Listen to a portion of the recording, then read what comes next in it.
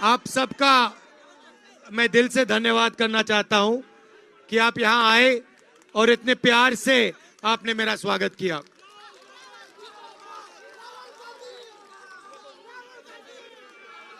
पिछले साल हमने भारत जोड़ो यात्रा की थी। भैया शांत हो जाएं प्लीज। भारत जोड़ो यात्रा की थी और उसका लक्ष्य था कि जो भारत में नफरत फैलाई जा रही है, फैल रही है, एक धर्म दूसरे धर्म के बीच में, एक भाषा दूसरी भाषा के बीच में, एक प्रदेश दूसरे प्रदेश के बीच में, इसके खिलाफ हम सबको मिलके खड़ा होना चाहिए। आप सहमत हैं इससे कि देश को नफरत से, हिंसा से फायदा नहीं होता है? ये अगर कोई भी हिंदुस्तानी शांति से आंख बंद करके अपने आप से पूछे कि नफरत से, हिंसा से मेरा फायदा होता है या देश का फायदा होता है, उसको अंदर से ही जवाब मिलेगा कि नफरत से, हिंसा से किसी को कुछ फायदा नहीं होता है। मगर हमें देखने को मिल रहा है कि आस्ते आस्ते ये जो मोहब्बत का देश है, इसमें आस्ते आस्ते से नफरत फैलती जा रही है। इसका कारण है, अगर आप किसी भी युवा से पूछो कि आप पढ़ाई करने के बाद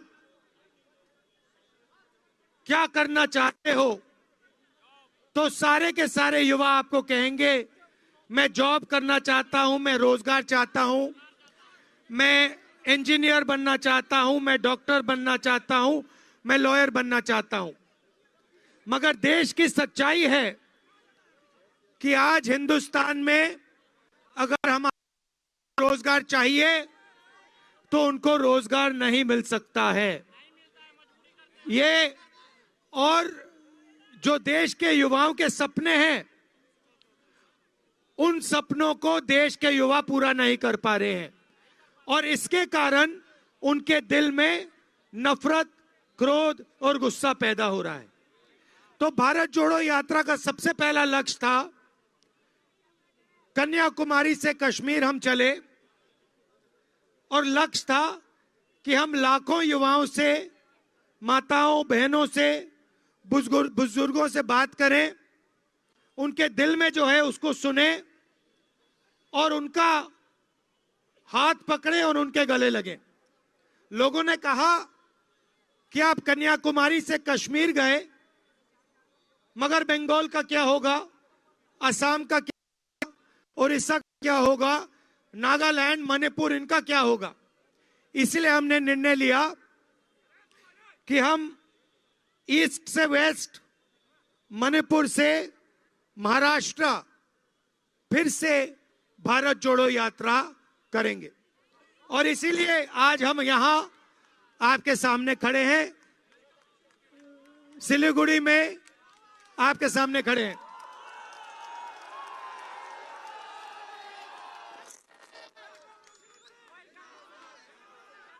और इतने मोहब्बत से आपने, मैंने कहा भी नहीं और आपने मोहब्बत की दुकान खोल दी और फ्री में, दिल खोलकर। तो इसके लिए मैं आपको बहुत बहुत धन्यवाद करता हूं। काफी टाइम से ऐसी यात्रा हमने बंगाल में नहीं की है और मैं चाहता था कि मैं आपके बीच में आकर, ऐसे दूर से नहीं, स्टेज से नहीं, हेलो, स्टेज से नहीं, मगर ऐसे आपके बीच में आके आपकी बात सुनो। यात्रा में हम भाषण 15-20 मिनट का करते हैं, मगर 7-8 घंटे हम आपके बीच में आते हैं, किसानों से बात करते हैं, मजदूरों से, युवाओं से बात करते हैं। हमने इस यात्रा में न्याय शब्द भी जोड़ दिया है। पिछली यात्रा भारत जोड़ो यात्रा थी, इसमें हमने न्याय शब्द भी जोड़ दिया है, क्योंकि हमें लगता है कि हिंदुस्तान में नफरत का कारण, हिंसा का कारण अन्याय भी है। आपने देखा कि दिल्ली में जो सरकार है, पूरा का पूरा काम वो इन बड़े उद्योगपतियों के लिए करते हैं। आपने देखा होगा कि एयरपोर्ट्स, अदानी जी, एयरपोर्ट्स, पोर्ट्स, माइंस, इंफ्रास्ट्रक्चर, बिजली, पावर, सबका सब 2-3 बड़े बड़े लोगों के हाथ में जा रहा है। मगर अगर कोई व्यक्ति है जो बढ़ाई का काम करता है और सोचता है कि एक दिन मैं फर्नीचर की कंपनी बनाना चाहता हूं, या अगर कोई है छोटा सा मैकेनिक है कि एक दिन मैं ऐसी गाड़ी बनाना चाहता हूं, अपनी कंपनी खोलना चाहता हूं, या एक युवा है जो गरीब है, वो इंजीनियर बनना चाहता है और कहता है मैं इंजीनियरिंग की कंपनी खोलना चाहता हूं, तो उन सब के लिए दरवाजा बंद है। ये जो कंपनी है, ये कौन सी गाड़ी है? टोयोटा गाड़ी है ना? आप समझो, इसका मालिक जापान में मैकेनिक था। मैकेनिक ने काम शुरू किया, आस्ते आस्ते आस्ते आस्ते उसने ये टोयोटा कंपनी बना दी। हिंदुस्तान में कोई भी मैकेनिक ये सपना नहीं देख सकता है। अगर मैकेनिक ये सपना देखेगा, बाकी लोग उसका मजाक उड़ाएंगे। मगर सत्य है ना, अगर एक बढ़ई ये सपना देखे तो अरबपति लोग उसका मजाक उड़ाएंगे, कहेंगे कर रहा है। मगर हम चाहते हैं कि हिंदुस्तान का मैकेनिक, हिंदुस्तान का बढ़ई, हिंदुस्तान का गरीब से गरीब किसान एक सपना देख पाए कि मैं भी गाड़ी की कंपनी बनाना चाहता हूं, मैं भी इंजीनियरिंग कंपनी बनाना चाहता हूं, मैं भी यूनिवर्सिटी खोलना चाहता हूं, मैं भी कॉलेज खोलना चाहता हूं। ये तो ऐसा हिंदुस्तान हम चाहते हैं जिसमें जो काम करता है उसकी इज्जत हो। आजकल मुझे कहना अच्छा नहीं लगता है, मगर जो दलाली करता है उसकी इज्जत है, जो काम करता है उसकी इज्जत नहीं है। और अगर हम रोजगार की बात करते हैं, तो जिस दिन जो हमारा हाथ से काम करता है, चाहे वो मैकेनिक हो, किसान हो, बढ़ई हो, जिस दिन उसकी इस देश में इज्जत हो जाएगी, उस दिन आसानी से इस देश के युवाओं को रोजगार मिलना शुरू हो जाएगा। तो ये मैं आपसे कहना चाहता था। आखिरी बात, सामाजिक न्याय की बात करना चाहता हूं। और आप देखें तो जो हमारे आदिवासी भाई हैं, दलित भाई हैं, पिछड़े वर्ग के भाई हैं, बहनें हैं, उनके लिए देश में दरवाजे बंद हैं। तो इसके बारे में भी हमें सोचना है कि कमजोर से कमजोर व्यक्ति, उसको भी लगे देश मेरी रक्षा करता है, उसको भी लगे कि अगर मुझे डर लगता है तो मेरा देश, मेरी सरकार, भैया माइक, तो उसको भी लगे कि मेरे भाई मेरी रक्षा करते हैं। आखिरी बात जो आपको मालूम है, मैं दोहरा देता हूं, जिससे मुझे काफी दुख हुआ। बहुत सारे युवा जब छोटे होते हैं कहते हैं कि मैं एक दिन सेना में जाना चाहता हूं, पैरामिलिट्री फोर्स में जाना चाहता हूं, देश की रक्षा करना चाहता हूं। बहुत सारे लोग, बहुत सारे बच्चे हैं, जैसे ये बच्ची है, दे दो। अब पहले क्या था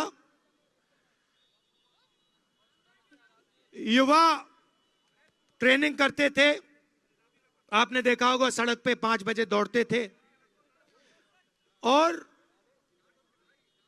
फिजिकल फिटनेस बनाकर टेस्ट लेकर आर्मी में, वायुसेना में जाते थे, नेवी में जाते थे। अब वहां आर्मी, नेवी, एयरफोर्स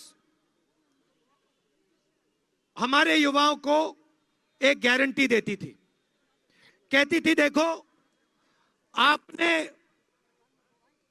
अपनी जान देश के लिए न्यौछावर कर दी है, तो आपने अगर अपनी जान देश के हवाले कर दी है, देश के हाथों में कर दी है, तो हम आपको गारंटी देते हैं जब तक आप जिंदा हो और आपके परिवार के लिए, शहीद होने के बाद आपके परिवार को हिंदुस्तान की सेना, हिंदुस्तान की वायुसेना, हिंदुस्तान की नेवी गारंटी देके आपकी रक्षा करेगी, पेंशन देगी और रक्षा करेगी। मगर आज क्या हुआ है, आज एक नई योजना आई है, उसको सरकार ने अग्निवीर योजना कहा है। अब उसमें देखिए, उसमें कहा है कि हिंदुस्तान का युवा आर्मी को अपनी जान देने के लिए तैयार हो जाए और लाखों युवा तैयार हो जाएंगे। मगर अग्निवीर योजना कहती है कि आप आर्मी में आओ, 4 साल के लिए रहो और 4 साल के बाद 75% मतलब 3 में से 4 युवा आपको हम वापस घर भेज देंगे। 4 में से 1 युवा सेना में रहेगा और बाकी जो 3 हैं वो वापस चले जाएंगे। अगर शहीद होगा, देश के लिए गोली खाएगा, तो जो सेना के लोगों को कॉम्पनसेशन मिलता है, प्रोटेक्शन मिलती है, वो अग्निवीर को नहीं मिलेगी, उतनी नहीं मिलेगी। तो मेरा कहना है कि शहीद 2 तरीके के नहीं होते हैं, शहीद सिर्फ एक तरीके का होता है। सही? ऐसे थोड़ी कि भैया ये दूसरा शहीद को सम्मान एक बराबर होना चाहिए। और अब क्या हुआ, सबसे दुख की बात, 1,50,000 युवाओं ने भर्ती, अग्निवीर योजना से पहले इन 1,50,000 युवाओं को कहा गया कि आपको आर्मी में भर्ती कर लिया गया है, इनको जगह दे दी गई। और उसके बाद 3 साल सरकार, भैया बहुत जोश है मगर मुझे खत्म करने दो, फिर हाँ अभी मुझे बोलने दो। तो सरकार ने उनसे कहा कि भैया देखिए कोविड का समय है, थोड़ा समय ठहर जाओ, आपको भर्ती कर देंगे। 3 साल उनको ऐसे लटका के रखा और 3 साल बाद 1,50,000 हिंदुस्तान के युवाओं को कहा कि तुम्हें ना भर्ती होगी, तुम्हारी ना आर्मी में भर्ती होगी, ना तुम्हें अग्निवीर में जाने देंगे। तो इनके साथ अन्याय हुआ है, अन्याय हुआ है ना। तो ये 50,000 युवा हैं जिन्होंने आर्मी में भर्ती करवा ली थी, इनके खिलाफ अन्याय हो रहा है और ये गलत है। आप बात से सहमत हो? तो ऐसी बातें मैं उठाना चाहता हूं जो देश में अन्याय हो रहा है और पूरे देश में, हर प्रदेश में अलग अलग तरीके से अन्याय हो रहा है। इसलिए मैं आपसे बात करके जो आपके दिल में है उसको समझ के मैं आपके सामने और देश के सामने रखना चाहता हूं। बंगाल में मैं आपको बताना चाहता हूं कि मैं आज आया हूं और जो आपने मुझे प्यार बंगाल में दिया है शायद किसी और प्रदेश में मुझे नहीं मिला। तो इसके लिए मैं आपका धन्यवाद करना चाहता हूं। और आपने अपनी पूरी जो शक्ति है, पूरा जो दम है, आपके दिल में जो मोहब्बत है, आपने पूरी की पूरी इस यात्रा में झोंक दी। इसके लिए मैं धन्यवाद करना चाहता हूं और ये कभी नहीं भूलूंगा। मेरे लायक और आखिरी बात देखिए, और आखिरी बात मैं आपको बताना चाहता हूं बंद करने से पहले। देखिए, बंगाल एक स्पेशल जगह है, ये आम जगह नहीं है। जब अंग्रेजों के खिलाफ लड़ाई हो रही थी तो आइडियोलॉजिकल काम, अंग्रेजों से लड़ने का जो आइडियोलॉजिकल काम था वो आप बंगाली लोगों ने किया था। ये आप मत भूलिए। मतलब आप इंटेलेक्चुअल लोग हो, आप सोचने वाले लोग हो, आप एक दूसरे के साथ मिलके चलने वाले लोग हो और आपकी जिम्मेदारी बनती है। आप ये मत सोचो कि आपकी जिम्मेदारी नहीं बनती। क्योंकि आप बंगाली हो इसीलिए आपकी जिम्मेदारी बनती है कि आप देश को रास्ता दिखाओ। आपने रविंद्रनाथ टैगोर जी ने किया, सुभाष चंद्र बोस जी ने किया, विवेकानंद ने किया। तो आप लोगों के अंदर यह क्षमता है। अगर आपने को रास्ता दिखाने का काम नहीं किया, मैं आपको बता रहा हूं, तो देश आपको माफ नहीं करेगा। ये आपकी जिम्मेदारी है और किसी एक व्यक्ति की नहीं है। क्योंकि ये जो आग है बंगाल के हर व्यक्ति के अंदर है, छोटे से छोटे बच्चे के अंदर है। तो आप सबकी जिम्मेदारी बनती है कि नफरत के खिलाफ आपको लड़ना है, मिलके एक साथ चलना है और जो आपका इंटेलेक्चुअल पावर है उसके साथ आपने भारत को जोड़ने का काम करना है। यह मैसेज मैं आपको देने आया हूं क्योंकि ये काम सिर्फ आप कर सकते हो। ये बात समझो, ये जोड़ने का काम, गहराई से सोचने का काम, ये आपका है, ये आपकी जिम्मेदारी है। और मैं जानता हूं कि आप ये जिम्मेदारी पूरी करके दिखाओगे। आप सबको बहुत बहुत प्यार। बैक साइड बिल्कुल देखते हैं और दिल